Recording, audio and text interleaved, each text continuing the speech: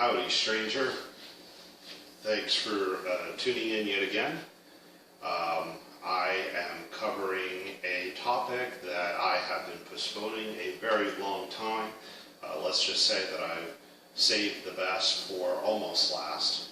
I won't say last because I plan on recording several more videos, but this is probably one of the first things I should have covered. And that is my passion, my love for music. It is a hobby of mine. It's taken up a lot of my free time. And it goes back to the days where I was too young to even walk. All right. It started out with my mom. I think my mom instilled this passion and love for music that I have.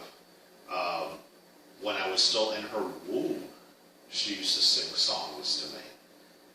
You know, she said that the Karen Carpenter song, or I should say the Carpenters' song, sung by Karen Carpenter, Close to You, she says that that was one of the songs that she used to sing to me. And she says that at the time, she knew I was a boy, you know. Back then, there really was no way to know whether a woman was carrying a boy or a girl. I guess sonograms hadn't been invented yet, or at least not for those purposes. And she used to sing me the song. Why do birds suddenly appear every time you are near? Just like me, they long to be close to you. I'm a god-awful singer. Yes, I sing like a hinge. I play, you know, I'd go on my phone and look up a sample and play for you, but I risk getting my my video blocked. More on that later. But yeah, anyway, so you get the idea based on the lyrics. You know, my mom was having her second child.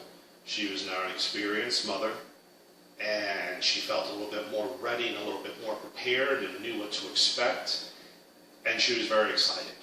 And, you know, she longed to be close to me. It's quite heartwarming, but that's not the point we're trying to make. The point is, I was hearing music from the moment of conception, and I guess it's had a really big influence on me. And my mother is just, you know, a casual music listener. She's like most people. You know, you hear a song and, yeah, I like that song, whatever. But for me, music is disruptive. And I can be having a conversation with somebody like, oh, I know that song, I love that song. You know, I can't tune it out. That's how much of an effect it has on me. There's really only one thing that I can do to tune out music, and it's not something I can do alone, and it's when I'm sharing a very intense moment with someone. That's about the only time. Other than that, you know, I'm always listening to music. In the car, in the shower, it's just something I love to do. And when I'm not listening to music, I'm somehow manipulating it. And what I mean by that is going back to the 80s when we all had cassette tapes. You know, I used to pop them into a tape deck, and I would record songs from the radio station. And I remember the song You Spin Me Around Like a Record by Dead or Alive. Loved the song, and that was my first time ever attempting a mix of my own, and I just strung little bits and pieces of the song together and edited them together to make a 3-minute song close to 10 minutes. So I was already dabbling in what was later known as DJing, mixing. And then later on, I would go on to buy a some type of mixing machine with all kinds of, dials and stuff that I hooked up to 2 turntables to do my own mixing. Something I picked up at Radio Shack and never really caught on with me. But mixtapes did. I started making tapes all the time, even when tapes were no longer popular. And now I was buying CDs at the store. I would still record songs from different CDs and make my own compilation onto cassette tapes. And then I would play it for whoever would listen to it. I'd play my tapes at parties. I'd get into the car with a friend and say, I got a tape. Always wanted to be listening to music and sharing my passion for music with other people. And so I was my own little DJ. And it was also an interest of mine to get these long playing tapes. Most everybody's buying 60, probably 90-minute cassette tapes, which were, half hour or 45 minutes aside. I was one of those people that was buying 120-minute tapes with 60 minutes per side. The tape was so thin that after playing it for a while, it would start to stretch and stretch and stretch, and then all the words sounded garbled. And, friends would laugh at me because I had like the worst quality tapes. But I would still subject them to listening to my music. And then along came the new millennia. Around 2000, I burned my very first CD. And that was not only of music from my own CDs, they were actually of music that I didn't have, that I was downloading off of Napster, which was like all the rage right around that time. And then they eventually got shut down. And then I started using Audio Galaxy. For a while, I used LimeWire. Audio Galaxy was great. It also disappeared. The one thing that I remember about Audio Galaxy that I really liked was that you could log off out of the service and it would still keep track of when a song you wanted that you couldn't find on their service became available, and then it would automatically start downloading it. It was a beautiful thing. So I started making my own CD compilations, but then I was limited to the 80 minutes of CDs. I didn't have the 120-minute tapes anymore, so I was losing like 40 minutes of music on these CDs. And then I started dabbling in high-capacity CDs that would record up to 99 minutes. And then I started converting songs into MP3s, and then I would squeeze slightly over 200 songs onto CDs. So you see, it's always been not only just listening to music, but actually manipulating, creating my own little work of arts, compilations with it. Had a lot of fun with it, eventually I got like an MP3 tag editor so that all the songs were named, and the artists were named, so it wasn't just a song that you were listening to and all the display on your car stereo or your home stereo, all it said was track 1, track 2, whatever. It actually had the titles, and then eventually I started downloading cover art so that you could actually see pictures of the cover of the CDs, of the albums, whatever, of the release to accompany the MP3 tags. And then took until about 2015 when I discovered LRC files, which are lyric files. And I was like, oh wow, this is wonderful. Now I can not only have pictures and the song title and artist, but I could also have all the lyrics to the song display.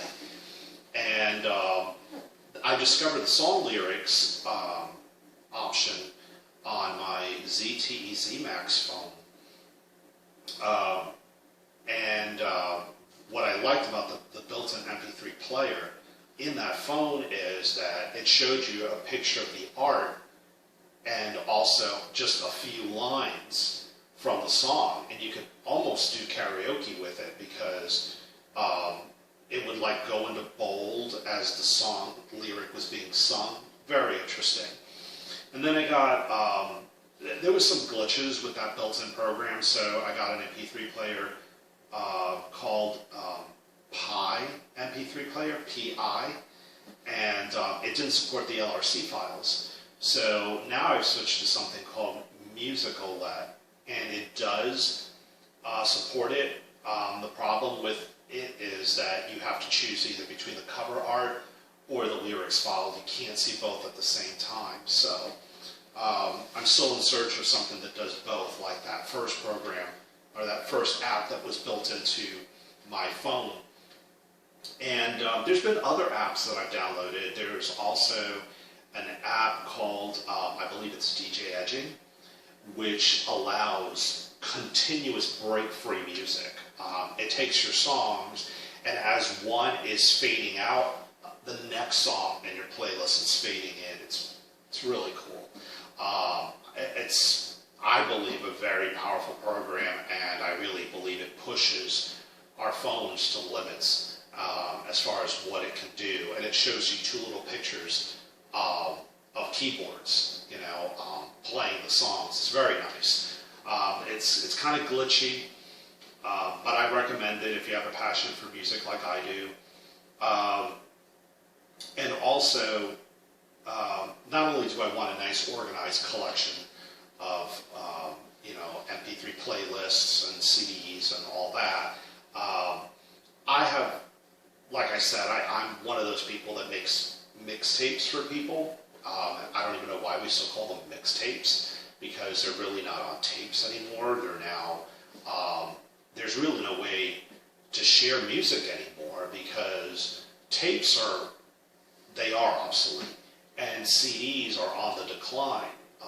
It's, you know, I remember a few years ago, it had been a while since I had made a mixtape, but I made a CD for a young friend of mine, and I checked back with him a few weeks later, and I'm like, well, what did you think of the CD?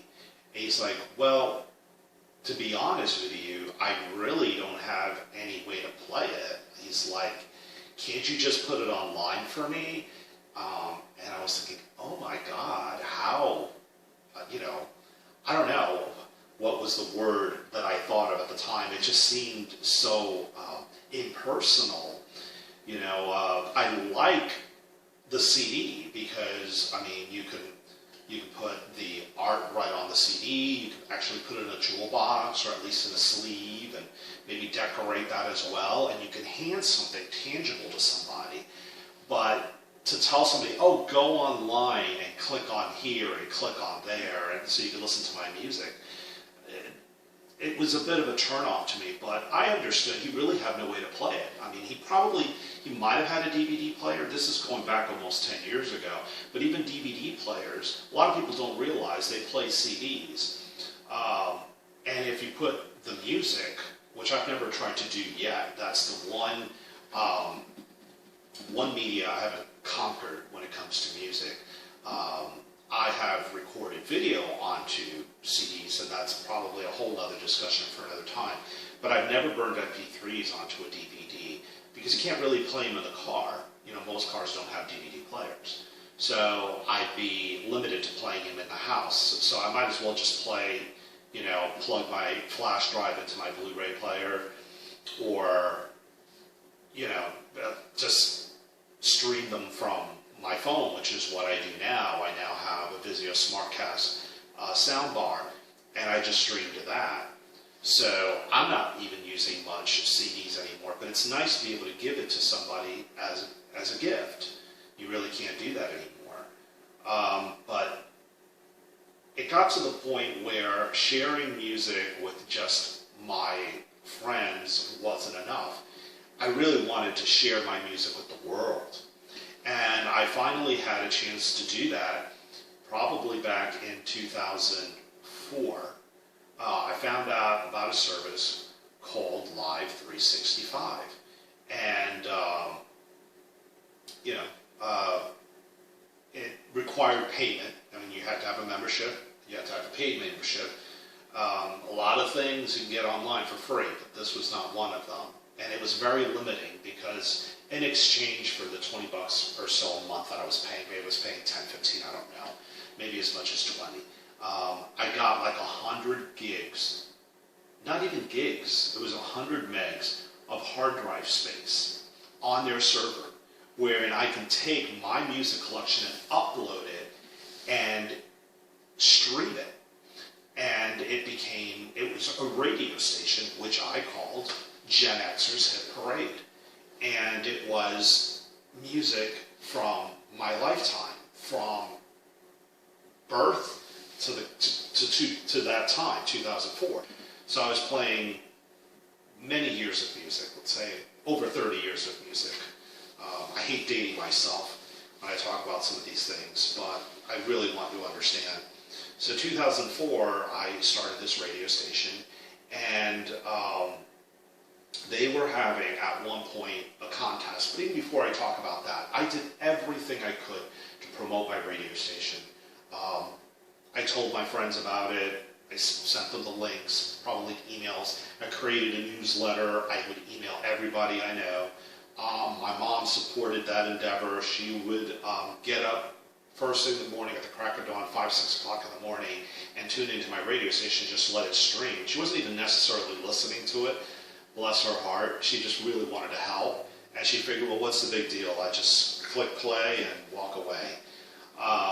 So the more listeners I had, the more listening hours accumulated, and the higher in the ranks that put me. And eventually I got noticed, and I became one of those preferred or like a Live 365 favorite station. And eventually I got put on their entry page where people first logged into that or hit their website. Information about my radio station was made available to them. And it got me 50 listeners at one time, and then it was capped, and that was another thing. I was capped in how much space I could use on their server, and I was also capped in terms of how many simultaneous listeners I could have. My cap was 50. That was fine. I never had 50 listeners. I don't remember. Maybe on average I had 5 or 6 at a time, but I got up to 50 at that moment. And then at the end of the year, or maybe the beginning of the next year, they had they had like an awards ceremony out in California where they're based out of, and I opted not to go. I mean, I live on the East Coast. I was going to schlep all the way to California for this awards for some dinky little website. But I got nominated for one of those awards, and it was for Best Electronica Station, because I played pop and dance. And what I wanted to win was Best New Station. And I think I also submitted or nominated my station as a Best Pop Station as well. I lost the pop, which didn't surprise me. There was a lot of radio stations playing that kind of music that were established much longer, a lot more popular. And so I didn't win that, and you can only win Best New Station once, so I really wanted that, lost that as well. But happy to say that I did win Best Electronica Station, which I think was probably a genre that was easier to win in. And they actually mailed me my trophy. And I wanted to have it here for you today, but after I moved, it vanished. So I think I still have it, and I'll probably do this again. Next time I talk to you about music, it's going to be specific artists and songs.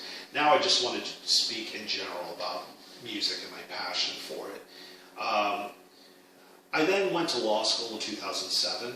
So after about 3 or 4 years, I took the radio station down because I just couldn't commit to it, because I spent a lot of time cycling music in and out because I could only have 100 megs at any given time. So I had to try to refresh the station, keep it fresh with new music. So I would take songs out, upload new music. So I really didn't have the time dedicated to it anymore. So then what I started doing was every holiday season, I would turn it into a holiday station. I would do a mixture of the music that I always would play, plus some new music that I had never played before, and holiday music, but not just any holiday dance music. No, that's it. Holiday dance music. Not just any music, but it had to be dance music that was, Christmas oriented. That is really hard to find, and that is something else that I spent hours doing, combing the internet, trying to find dance music that had a Christmas theme to it. Not easy to do, but I've amassed about 12, 13 hours over the years, and some of it is not that good, some of it is great, but all of it is at least listenable. I still stream that music on a streaming service called, I started on some playlist after Live 365 on a website called Songza. And then Songza went under, they got taken over by Google, and I didn't like the Google platform, so I found something else called 8Tracks, which I really like. So I have a bunch of my playstations there, but it's not really a radio station anymore. Now it's really a playlist. And people just select it and it plays it and doesn't randomize it, just plays it in order. And if you have a passion for music, like I do, if you just want to listen to the kind of music that I like, to see what I like, I'm going to go ahead and I'm going to include in the credits to this video the link to my playlists on 8Tracks. There's a few playlists on there now. There's a 70s playlist, an 80s playlist. There's one, I don't know if I have one for the 90s, but I have one called Decades. I think I do have one for the 90s. And I have one called Decades, which is a mixture of 70s music, I believe, through the 2000s. And then I also have the Holiday Station. My latest playlist on there is a freestyle music playlist, which right now has some overlap with my 80s station, because freestyle is mostly 80s music. So anyway, that's all I'm going to share with you today, because I think I've spoken way too long as it is already. But it's just a very exciting subject and something that I can talk about endlessly. So, it's something I eat, breathe, and dream all day long. So, thank you as always for listening and watching. And if there's anything to be agreed with about this video, then I hope you agree with it. And again, thank you. And until next time, that's all I have for you today. We're done. Thank you for tuning in again to another one of my hopefully paid-free videos. This isn't going to be one of those.